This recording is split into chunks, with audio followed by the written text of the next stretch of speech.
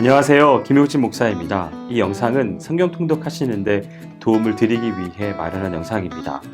통독을 하면서 익숙하지 않은 배경과 내용들로 인해 어려움을 겪는 성도분들이 조금이나마 도움이 될까 싶어 마련한 것인데요. 조금만 관심을 기울이시면 읽으시는데 유익이 있을 겁니다. 그럼 오늘 읽을 부분에 대한 안내를 해드리겠습니다.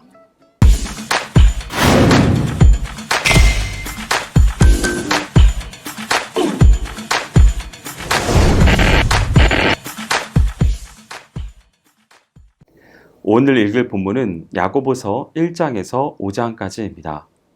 야고보서의 저자는 예수님의 형제인 야고보입니다. 야고보서는 예수 그리스도께서 부활 승천하신 지 불과 20년도 채 되지 않은 때에 당시 예루살렘 교회의 초대 감독이었던 주의 형제 야고보가 로마 제국 각지에 흩어져 있는 유대인 출신의 성도들에게 보낸 공식 편지입니다.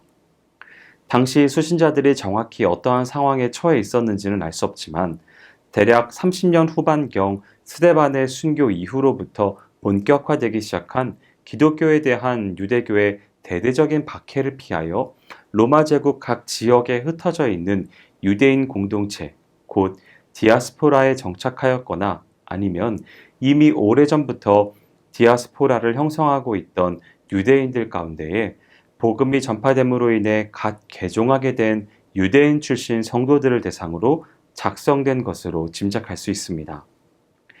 이들은 외적으로 유대교를 신봉하는 동족들의 핍박으로 인하여 큰 시련을 겪고 있었습니다. 또 내적으로는 주의 사도들로부터 기독교 신앙에 대한 체계적인 교육을 받지 못하여 자신들이 과거에 가졌던 유대교 신앙 습관에서 크게 벗어나지 못하고 유대주의자들처럼 참된 신앙의 실천이 없이 말로만 경건을 부르짖을 뿐만 아니라 단지 믿음으로만 구원을 얻는다는 교리를 지나치게 강조한 나머지 실천적 신앙생활을 매우 등한시하고 있었습니다. 더욱이 당시 개종한 유대인들 중에는 신앙인으로 마땅히 추구하여야 할 하나님 나라와 그 의의 성취보다 이 세상에서만의 행복을 더 추구하여 로마 제국 전역을 두루다니며 장사하는 등 재물의 축적에만 많은 관심을 쏟고 신앙생활은 등한시하는 자들도 많이 있었습니다. 그리고 또 이렇게 신앙이 미성숙한 성도들이 서로 교회 안에서 여러 가지 마찰과 다툼을 일으키게 되었을 뿐만 아니라 특히 부자들과 가난한 자들 간의 갈등이 크게 대두됨으로 인해 교회 공동체의 결속에 심각한 문제점을 드러내게 되었습니다. 이에 당시 초대교회의 대표적인 지도자 중에 한 사람인 야고보는 디아스포라 유대인 성도들에게 한편으로는 여러 가지 시련을 믿음으로 이겨내도록 격려하고 다른 한편으로는 참 행함이 있는 바른 신앙생활을 통하여 개개 성도들의 신앙 성숙은 물론 교회 공동체의 공고한 결속을 도모하도록 하기 위해 여러 실천적 교훈들을 베풀므로써 아직도 출발도상에 있는 초대교회를 굳건히 하고자 본서를 기록하였습니다. 본서는 그리스도를 믿음으로 말미암아 구원을 얻게 된 성도들에게 성숙된 성도로서의 삶, 나아가 모든 성도가 그리스도 안에서 일치와 화목을 이루는 교회 공동체의 공고한 결속을 위하여 먼저 성도 개개인이 신약 인격이 수반되어야 할 것과 또 성도 상호 간의 시기와 비방을 버리고 참 사랑과 겸손, 기도 생활을 행해야 한다는 실천적인 신앙의 중요성을 강조하고 있습니다. 이처럼 야고보서는 바울이 강조하고 있는 이신층의 사상과 정면으로 대치되는 이행득이의 사상을 드러내는 것처럼 보입니다. 그러나 야고보서는 믿음으로 얻는 구원 교리를 부정하는 것이 아니라 참된 믿음에 반드시 뒤따라야 하는 행위를 강조함으로써 성도들이 믿음과 행함의 균형 잡힌 신앙을 갖도록 유도하고 있는 것입니다. 이러한 야고보서는 세 부분으로 구분할 수 있습니다.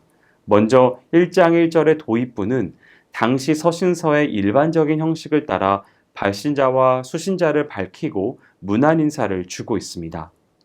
그러나 본서의 도입부에는 바울 서신이나 다른 서신들에서 흔히 볼 수 있는 수신자에 대한 축도나 기원 혹은 하나님께 대한 찬양과 감사의 말은 나타나지 않으며 단 한 절로 구성되어 있습니다. 야고보서의 본론은 1장 2절에서 4장 17절로 본서의 핵심적인 내용에 대하여 체계를 갖추지 않고 실천적인 교훈들을 나열식으로 언급하고 있습니다. 먼저 야고보는 유대교를 신봉하는 동족 유대인들의 핍박뿐만 아니라 여러 가지 시련을 겪고 있던 디아스포라 유대인 성도들에게 시련의 의의와 시련 극복의 방법, 그리고 시련 극복의 결과를 밝혀 그들로 하여금 이 시련을 인내로서 극복할 것을 권면하고 사단의 유혹으로 인해 범죄에 빠지는 것을 경계하며 유혹을 이기는 바른 신앙생활의 전념토로 권면하고 있습니다. 다음으로 야고보는 말로만 경건을 부르짖는 위선적인 과거의 유대교적 신앙 습관에 젖어 또 믿음으로 구원 얻는다는 이신칭의 교리를 지나치게 강조한 나머지 실천 생활을 등한시하여 결국 신앙도 사랑도 입에만 머물렀던 수신자들에게 행함 없는 믿음이란 죽음 믿음임을 강조하여 말씀을 실천하는 실천적 신앙생활에 힘쓸 것을 촉구하고 있습니다. 이어서 실제적 교훈들이 이어집니다. 먼저 성도 각 개인의 신앙 인격 수양을 위한 교훈으로서 말을 올바로 사용할 것과 참된 지혜를 근거로 선행을 실천할 것을 교훈합니다. 그리고 이어서 교회 전체에게는 성도 개개인의 정욕에게서 비롯되는 다툼을 경계하고 모든 성도들이 하나님께 대한 복종으로 일치 단결하는 신앙생활에 힘쓰며 성도 간의 상호 비방을 금지할 것을 권고한 뒤에 하나님에 대한 신앙생활을 소홀히 하게 하여 결국 참 신앙 성숙에 장애를 가져올 성도들의 세속적인 삶을 경고하고 있습니다. 야고보서의 결론은 5장에 나오는데 여기서는 5개의 독립적인 교훈들이 소개됩니다. 먼저 야고보는 불의한 부자에 대해 경고하고 고난 중에 있는 성도들에게 그리스도의 재림 때까지 인내할 것을 권면합니다. 이어 맹세를 하지 말 것을 권면하고 고난당하는 자를 위하여 성도들이 피차 기도해야 함을 권면합니다. 그리고 미혹된 자를 구할 것과 촉구하는 권면으로 야고보서를 끝맺고 있습니다. 이러한 내용으로 구성된 야고보서의 주제는 다음과 같습니다. 첫째, 성도들이 당하는 시험에는 시험을 주는 주체에 따라 두 종류로 나뉩니다. 하나는 하나님의 시험으로 그 형태는 시련으로 나타나며 결과는 연단과 소망을 이루어 생명의 면류관을 얻게 합니다. 또 하나는 사단의 시험으로 그 형태는 유혹으로 나타나며 결과는 멸망입니다. 그러므로 성도들은 믿음의 연단을 위한 시련을 인내로서 극복하며 사단의 유혹을 받지 않도록 세상에 속한 것들에 대한 정욕을 버리고 성숙된 신앙애로 나아가야 합니다. 둘째는 믿음과 행함의 올바른 관계 정립이 필요합니다. 영혼 없는 몸이 죽은 것 같이 행함이 없는 믿음은 죽은 것으로 믿음으로 구원 얻은 성도들은 반드시 그에 따르는 행함이 나타날 때 진정한 신앙인의 모습을 갖추는 것이 됩니다. 따라서 성도들은 구원받은 사실을 깨닫고 아는 것에만 그치지 말고 의지적이며 실천적인 믿음의 행위를 삶 속에서 구체적으로 나타내야 하겠습니다.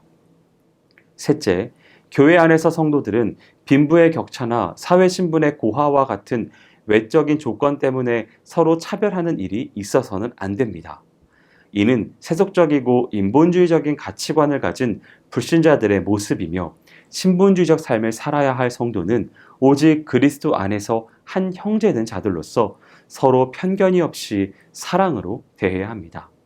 넷째, 교회 공동체 안에서 말의 실수는 단지 자신의 부족한 인격을 드러내므로 하나님의 영광을 가리는 것으로 끝나지 않으며 한 영혼을 파괴시키거나 교회 전체를 혼란스럽게 하기까지 하는 등의 심각한 폐해를 가져오기도 합니다. 따라서 성도들은 자신의 신앙 인격 수양에 더욱 힘을 써 말의 실수, 잦은 분노의 표출 등과 같은 일로 다른 형제들과 교회 전체에 나쁜 영향을 끼치고 궁극적으로 하나님의 영광을 가리우는 일이 없어야 하겠습니다. 다섯 번째로 성도들은 교회 안에서 자신의 정욕, 교만, 비방, 허탄한 자랑 등으로 인해 다툼을 일으키는 일들을 항상 경계하고 모두 하나님께 겸손히 복종하는 신앙으로 일치와 화목을 이루어야 하겠습니다. 마지막으로 성도들에게 핍박과 시련으로 인해 고난이 닥쳐올 때 인내와 기도가 필요합니다. 왜냐하면 하나님께서는 고난 중에 인내하는 자들에게 좋은 것으로 채워주시며 믿음의 기도는 모든 어려움을 극복할 수 있는 참된 무기이기 때문입니다.